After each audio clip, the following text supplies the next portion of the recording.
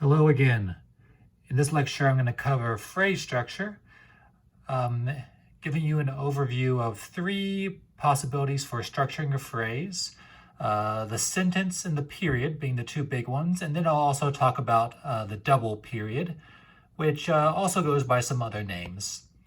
Okay, let's go ahead and get into this. The period is one that I think most of you will already know. And just to know, so you know, when I am going to go over these theme types and phrase structures, I'm going to assume 8 measures, but understand that, let's say there was a slow tempo. This could be cut down to 4. It could be 16 in some cases if it's a fast tempo.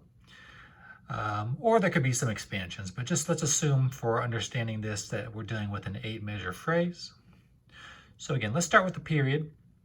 So period is an 8-measure structure divided into 2 4-measure phrases. The first phrase is the one that's often called a parallel period in textbooks. The first phrase is known as the antecedent phrase, and the second one is known as the consequent phrase. So period, antecedent, and consequent. Those are your 2 basic phrases there. One thing I guess I'll mention from the very beginning would be the cadence structure. Half cadence, PAC. So a weak cadence could be half cadence or a weaker cadence like an IAC. And PAC, and they both start off the same now. But we're going to go a little bit more detail than you're used to encountering though. So antecedent phrase. This will consist of a 2-measure basic idea, and this is usually going to be a tonic prolongation, or initiated tonic prolongation. Then there will be a 2-measure contrasting idea that will lead to a weak cadence, such as a half cadence. Okay, then the consequent phrase will pick up from the beginning, starts all over again. So it repeats the basic idea. It may, embellish it, but it repeats it. But then you get the 2-measure contrasting idea again, and this will usually be altered in some way, because now it's going to lead to a PAC in the original key. Okay, so here's what the summary of this looks like. Antecedent phrase, consequent phrase. Each phrase is a basic idea and a contrasting idea. And then the first phrase ends with half cadence or weak cadence. And second phrase ends with a PAC or some sort of strong cadence. All right, for example, here's our very well-known example from a Mozart piano sonata. Let me play this for you and I'll talk you through it. So, antecedent phrase.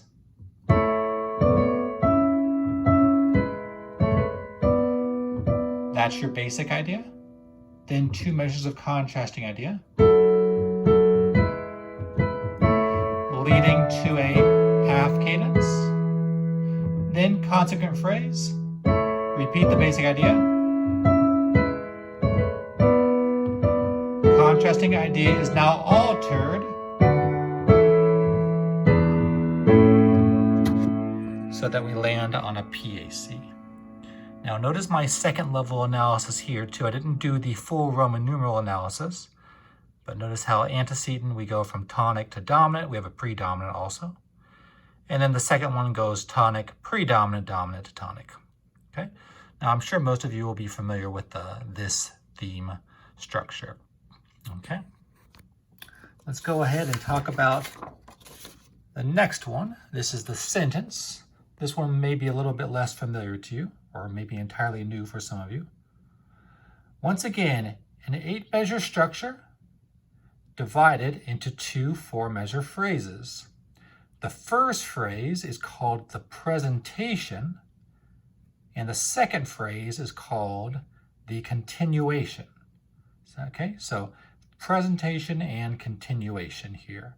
So that's a little confusing, mostly the continuation. Don't confuse continuation with consequent. All right, so what makes this happen? Now, for one thing, I'll mention from the start, here we're just going to have one cadence at the ending, and can be any type of cadence. All right, so we're not going to have an internal cadence in this particular situation. It's just one at the very end. So presentation, this is going to, well, the reason it's called a presentation is because basically you're going to get 2 basic idea is that you're going to get a 2-measure basic idea, and then you're going to get the basic idea again. So there'll be a repetition of the basic idea right here. And this repetition, as we'll find out, it can be an exact repetition. It might be transposed. It might be modified in some ways to fit the harmony. But the presentation tends to achieve a tonic prolongation.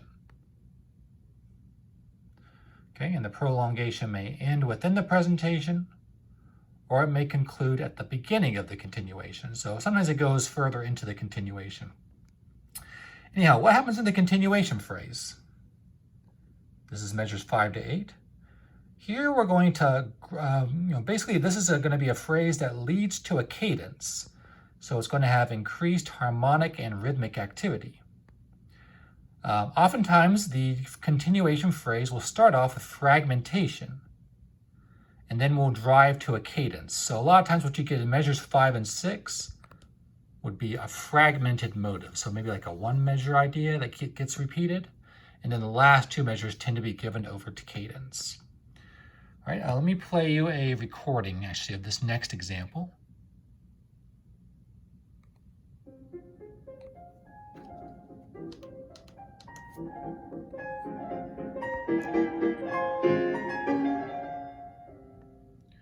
Okay, so you'll notice you get 2-measure basic idea. Sorry. And then I believe in the next phrase is basically the basic idea again, but it's modified to fit dominant harmony. All right, that's your presentation phrase. Then the continuation, you get some fragmentation. So you notice why I bracketed those 2 measures. They're both kind of broken into 1-measure motives. And kind of very interesting here, Beethoven takes this idea from the original basic idea. So he's kind of fragmenting the original theme. And then the ending is going to give you your cadence. Here it's a half cadence. All right, this is a very famous example of a sentence form. So to review, sentence, presentation and continuation. And the presentation is basic idea, basic idea. Continuation, something unstable like fragmentation, and cadence. All right, and the cadence can be any type of cadence here. All right, so now that we've covered the 2 main types of theme or thematic structure, let's go ahead and do a little practice. Now, I've given you on the next 2 pages 6 different excerpts. So what I want you to do is, well, first off, determine whether it's a period or a sentence. Then I want you to bracket and label all of the components. And in addition, I want you to do a harmonic analysis. Now, there's not much room here, so perhaps I'm okay if you want to do something like this. Just do the 2nd level analysis, because you'll probably have a little trouble fitting all this in. But just kind of bracket off the different parts, like I did here, and do the 2nd level analysis. All right, so I'm going to play you each one of these. You might want to stop the video after each one and try it out and then get through all of them.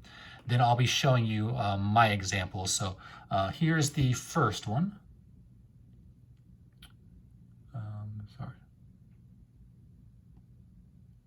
Here's the first one. So again, sentence or period, bracket off, do 2nd level analysis.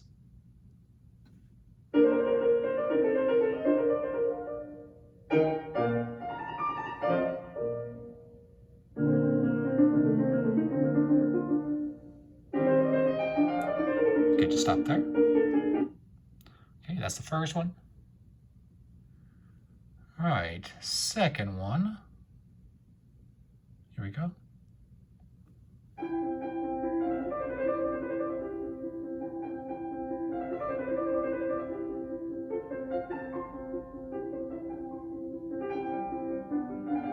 Okay, just that much. All right, third one.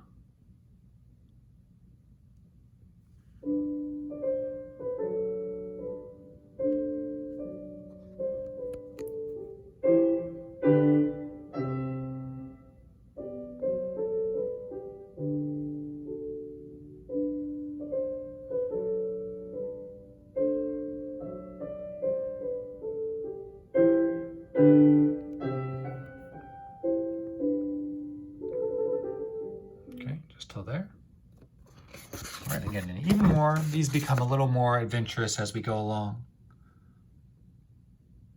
All right, next one.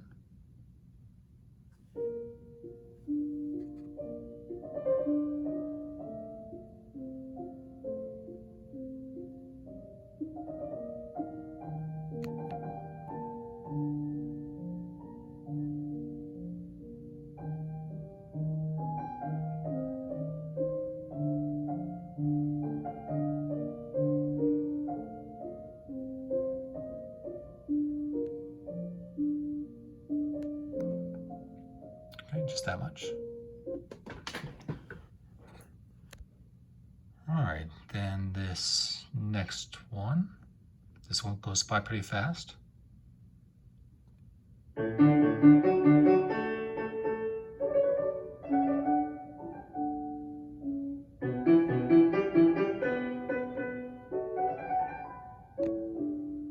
Okay.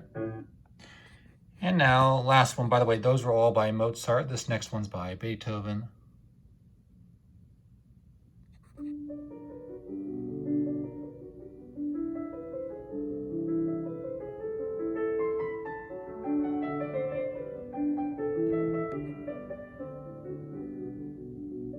Okay.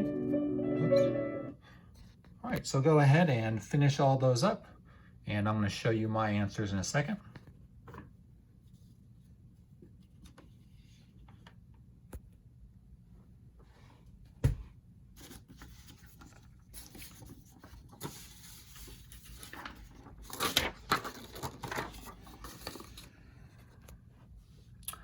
All right, let's go ahead and take a look at my examples here.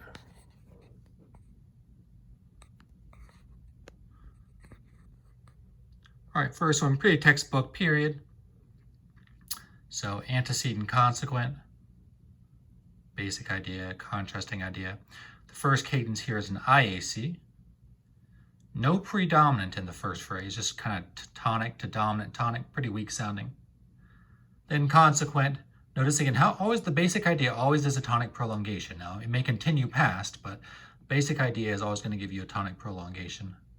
So the consequent starts the same and then has the predominant, dominant tonic at the ending. All right, next one is a sentence. This is a very straightforward sentence because the basic idea is exactly repeated. So that's like the most basic type of repeat you can get. First two measures, then the second two measures are exactly the same. Then notice in the continuation, you get the fragmentation right here. And then you get the two measure cadence ending on IAC here. So that's an example of a sentence. Third one, and again, looking at the second level analysis, again, very, very basic. There's actually no predominant for this one either. Now, the next one is another period.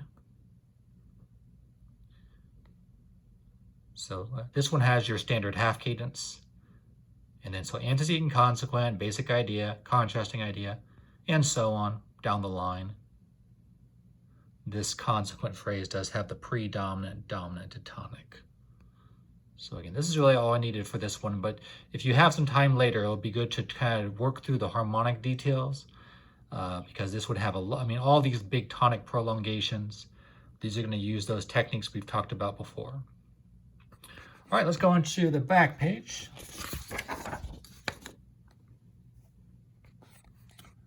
Now, this is another sentence. The difference here is that it's a very slow tempo. So this actually all gets done in just 4 measures. So instead of a 2-measure basic idea, we get just a 1 measure, but that's just the notated meter. But again, basic idea, then the continuation has this fragmentation that goes on. And then the last 2 measures, or really it's just 1 measure, leads to a half cadence. Kind of a short phrase. No predominant, again, there's some interesting stuff in the middle, but it's pretty straightforward tonic prolongation. All right, now next up, now this one's actually very, very interesting. Now it is a period, but this one really differs from most periods you're going to encounter. Antecedent phrase is just like what you're used to. Basic idea, contrasting idea that leads to a half cadence. Difference here is that the consequent actually starts off on a basically the most of the consequent is a predominant prolongation. You'll notice it starts on the 2 chord, it outlines the 2 chord at the beginning, and then prolongs it to moving to a 2/6, then we get dominant and tonic. It's a very, very odd phrase, but very original, I think. But still enough to consider it a period. Now, last up, the one Beethoven example. Here's another sentence. One difference about this one is that this is what we might sometimes call a compound basic idea.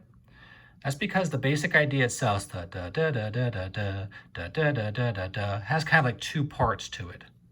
So we call that a compound basic idea. And then you move that up for the contrasting idea.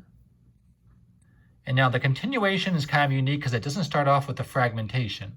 It actually isn't until this measure that we get the little fragments, and then we get the PAC. But notice again, presentation, long tonic prolongation, that even goes all the way into the continuation phrase. And then you get predominant, cadential 6/4 around here, dominant to tonic. All right, so those are your mini examples of periods and sentences. Let's move on now, briefly, to some other thematic structures. So this is what your book calls a double period. I'm just going to talk a little bit about how sentences and periods, they can overlap in some ways. There are some themes that are kind of mixtures of these two ideas. Really, a sentence and a period are not mutually exclusive. You can blend them in a couple of different ways. Probably the one I've encountered most often is the one that's called a double period, sometimes also called a compound period. Might better be called a double sentence in all honesty. Here we basically combine 2 sentences, okay? So, and the 2 sentences will end with different cadences. One will end with a half cadence, and the other one with a PAC. So, in other words, if you're looking at my labels here, I have like a large antecedent consequent structure. This gives me a 16-measure theme. But then each individual phrase has, or each individual larger phrase is a sentence. Basic idea, continuation. So, in other words, presentation plus continuation. And then same thing here. Let me play this for you.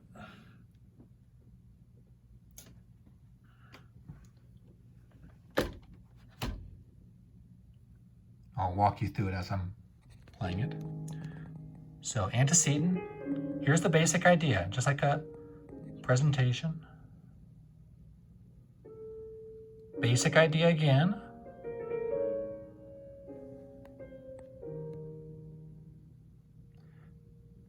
Then continuation, notice the fragments.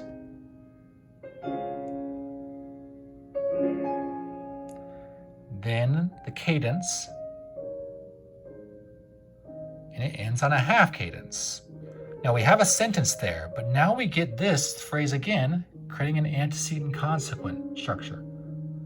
So this is exactly the same, just with some slight alterations. Again, this is the repeat of the basic idea. And the continuation, the fragments.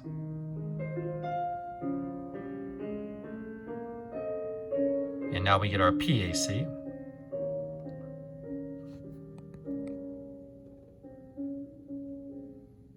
Okay, so again, that's an example of what we call a double period. Like I said, I'd probably rather call it a double sentence. But the idea is, since a sentence can end with any type of cadence, and there's only one cadence in a sentence, kind of makes sense that I can put a couple of them together and put them in an antecedent consequent relationship, and that's one way of easily blending the two. Now, again, there's many ways you can do some hybrids of this. I'll mention just one other one that I think is kind of interesting. Another hybrid of these two theme types would be to construct the theme as antecedent plus continuation. Okay, so you'll get the antecedent phrase, basic idea, contrasting idea with the cadence. And then instead of getting a consequent phrase, you'll get a continuation, meaning the fragmentation plus cadence.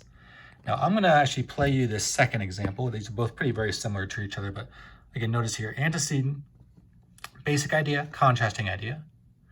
then instead of a consequent, we get continuation, fragments, and cadence. So let's listen to this one right here that does the exact same thing. I'll walk you through it. Now, one thing that you'll find sometimes is that this first half cadence of the kind of antecedent phrase, it tends to be very weak. It even tends to be one that you're not entirely sure whether you'd really call it a half cadence. Anyhow, let me play this for you. So, basic idea.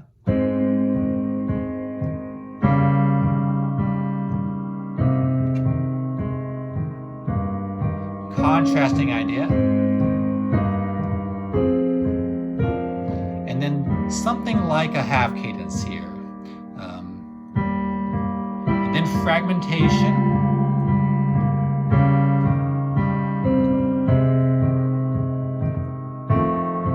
And then the cadence.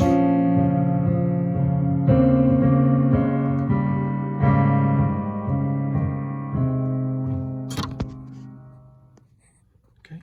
So again, it makes sense that you could combine things in this particular way. But it's a little confusing just because continuation and consequent are similar terms. Just remember that a consequent would have to start over with this same idea. Since this starts with a new idea and has the fragmentation, it's a continuation. All right, so let's do a little practice. This is sort of our last one. So same idea. This is going to be one of those hybrid themes. This is actually a little bit different than both of the ones I've showed you. I think you'll be able to figure it out on your own though. And since there's not much room here, why don't you use the space down here to kind of chart things out. So this is 16 measures. Maybe write 1 to 8 here and then 9 to 16 below and do a little bracketing and labeling of this one. Let me play you a recording.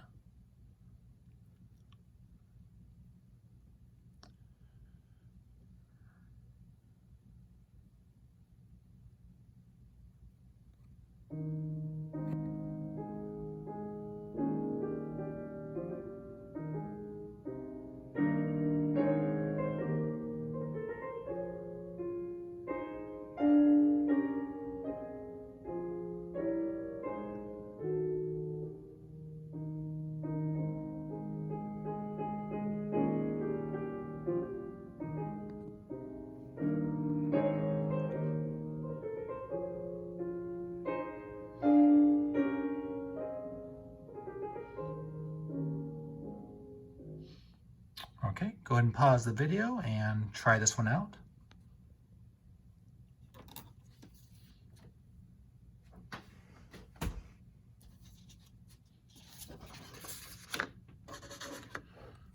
All right, now that you've had a little time to work on this, let's see what I have. Again, I'm going to put this down below to show you how I've organized this. So this is actually a double period because we have 2 8-measure phrases that are in an antecedent consequent relation. The only difference for this one is instead of having the internal phrase be a sentence, so instead of having this be a sentence, it's actually the antecedent plus continuation idea. So the contrasting idea, half cadence. Then, instead of it being a consequent, we get fragmentation. Half cadence. Then we pick it back up again, do the same thing, and have a PAC. Let me actually play the recording again. Sorry. And I'll walk you through my diagram. Basic idea. So this is the antecedent, contrasting idea, weak half cadence, then continuation, fragments, then 2 measures of cadence,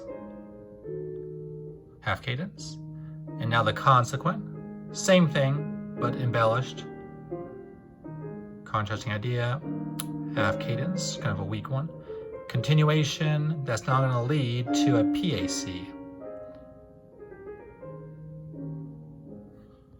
Okay, so there you go. We have the period, the sentence, and these hybrid themes, including the double period.